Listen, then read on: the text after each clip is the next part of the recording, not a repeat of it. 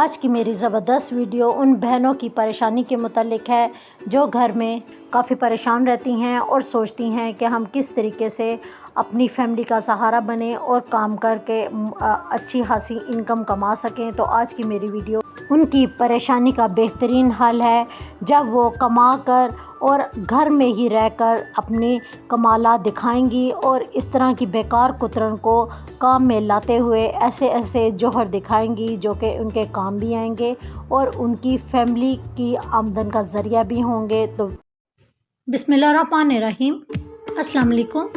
इब्तिसाम creative power में आपको खुशामदीद है। Welcome to my channel. हमेशा खुश रहें, आबाद रहें। अगर आपके पास भी ये चेक कुतरन है तो इसको बिल्कुल वेस्ट ना करें। हमें लंबी पट्टियाँ चाहिए, इसलिए अगर कोई छोटी पट्टी आपके पास मौजूद है तो इसको सिलाई मशीन के साथ जोड़ लगाकर बिल्कुल लंबा कर लें, क्योंकि जोड़ जो है वो जब सिलाई के बाद हम आयरन करेंगे तो जोड़ इसका बिल्कुल छुप जाएगा और नज़र भी नहीं आएगा। इस तरीके से जो इतनी छोटी पट्टियाँ थी उनको मैंने जोड़ लगा लिए हैं और इसको इस लंबाई में जो है वो कर लिया है, जबकि इसकी चौड़ाई जो हमने रखनी है वो तो 4 इंचेस के करीब होनी चाहिए।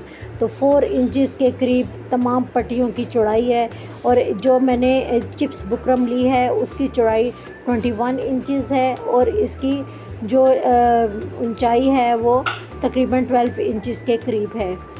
इन पट्टियों को एक साथ इस तरह रखते हुए थोड़ी सी तिरछी शेप में रखें और इसके बाद चिप्स बुकरम को भी मैंने नीचे रखा है ताकि मैं इसकी पैमाइश के मुताबिक इन पट्टियों को इसके ऊपर एडजस्ट कर सकूं। तो जब ये पूरी तरह से इस चिप्स बुकरम के ऊपर आ जाएंगी तो उसके बाद स्टेप वाइज आप इसको उठाते जाएं और इसको एक के साथ दूसरी स्टिच करते जाएं। तो मैंने पूरी जो है वो पट्टियों को स्टिच आपस में कर दिया है। अगर आप चाहें तो इसको पिन अप करके भी स्टिच कर सकती हैं। अब तमाम पट्टियों के जोड़ जो निकले हुए हैं उनको आयरन कर लें ताकि इसमें नीटनेस आ जाए और जो हमने इसके अंदर जोड़ वगैरह लगाए हैं वो भी आयरन के साथ बिल्कुल बैठ जाएंगे। इस तरीके से ये होगा कि आपका DIY इंतहाई नीट और ख़ूबसूरत बनेगा और बिल्कुल एक जैसी इसमें सफाई आएगी।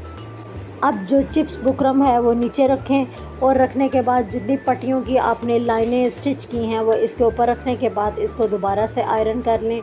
तो ये होगा कि ये अच्छी तरीके से चिप्स बुकरम के ऊपर पेस्ट हो जाएगा और इसमें कोई भी सिलवट नहीं आएगी। तो इस तरह आपका जो DIY है वो बहुत ज़्यादा अच्छा बनेगा। पीस मेरा आयरन हो चुका है।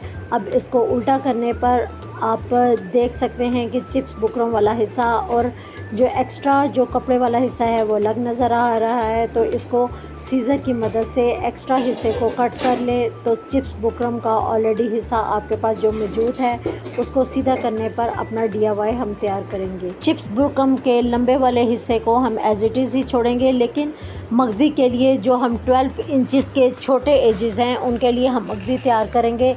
इनको डबल करने के बाद मैंने आयरन कर लिया है और डबल फ़ोल्ड के बाद एक और फ़ोल्ड लगाएंगे और इस तरीके से इसकी 4 फ़ोल्ड हो जाएंगी और इसको दोबारा से हम आयरन करेंगे।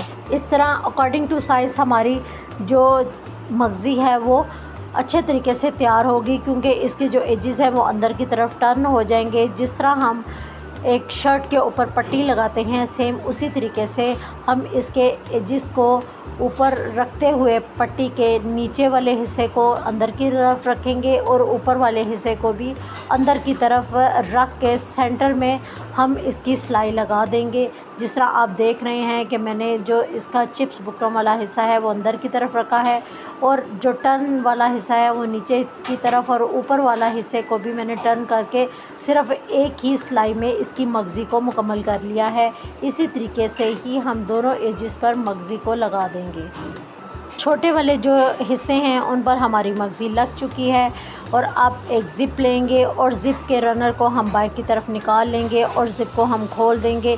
ज़िप के एक हिस्से को हम एक साइड पे लगा देंगे और ज़िप के दूसरे हिस्से को हम दूसरी साइड पर लगा देंगे और अभी बाद में हम इसको स्टिच करने के बाद रनर इसके अंदर इंसर्ट करेंगे। जिस तरह आप देख रहे हैं कि मैंने सिलाई लगा दी है और रनर भी इसके अंदर मैंने डाल दिया है। अब हमारा जो रनर है वो पूरी तरीके से अंदर की तरफ आ गया है, लेकिन हम इसको हाफ़ बंद करेंगे और पूरा बंद नहीं करेंगे। 2x3 इंचज़ का एक और ब्लैक कलर का डबल कपड़ा लेंगे और उसको जहाँ से ज़िप स्टार्ट हुई है उधर लगा देंगे और नीचे वाले हिस्से पर जहाँ पर इसको हमने फ़ोल्ड किया था वहाँ पर मैंने स्क्वायर 2x2 का लगाया है और इसकी बिल्कुल अपोज़िट साइड पर भी 2x2 का एक स्क्वायर लगा देंगे और इसको सीज़र से कट कर देंगे।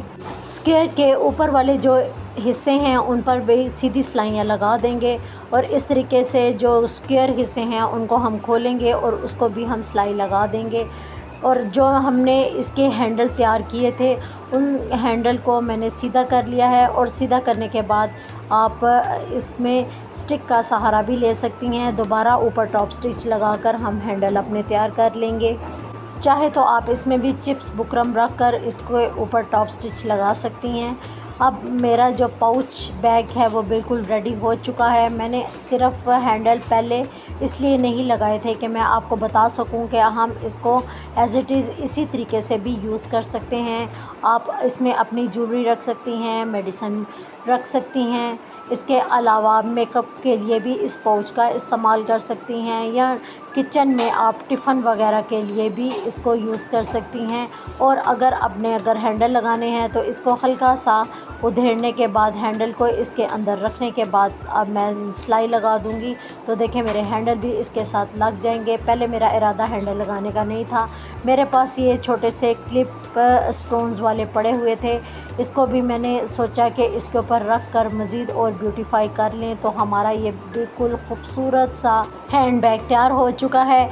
जो चीज़ आप ख़ुद बनाते हैं वो सबसे यूनिक और ख़ूबसूरत होती है। क्योंकि मैंने हैंड बैग जो तैयार किया था इसकी शेप काफ़ी यूनिक तैयार हुई थी। तो इस तरीके से आप भी अपने लिए एक हैंड बैग तैयार कर सकते हैं जो सबसे डिफरेंट हो और यूनिक भी लगे। मैं उम्मीद करती हूँ कि मेरी आज की वीडियो आपको काफ़ी पसंद आई होगी और आप इस तरह के छोटे छोटे काम करके आप इनको सेल आउट भी करेंगे और अपनी आमदनी में इजाफ़ा भी करेंगे और फैमिली का सहारा भी बनेंगे। दुआ में ज़रूर याद रखिएगा। अल्लाह हाफ़िज़।